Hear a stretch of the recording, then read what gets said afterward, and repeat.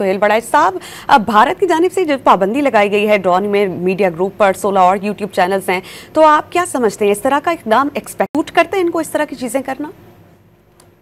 नहीं, मैं तो हर तरह की पाबंदियों के खिलाफ हूँ और भारत तो पाकिस्तान से बढ़कर आज़ादी की और जमहूरियत की दावे करता है।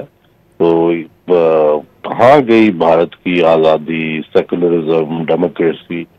कि वो दूसरी राय भी नहीं सुनना चाहता। और पाकिस्तान के जो बड़े बड़े जैसे जियो टीवी है, डॉन टीवी है, इनकी आवाज तो पाकिस्तान में भी कोई जो है वो जानबदारी इनको करार नहीं देता। इनको सब बड़ी वेटेज देते हैं, इनकी बड़ी साख है। तो मेरा ख्याल है कि भारत का डेफिनेटली मजम्मत करनी चाहिए इस रवैये की।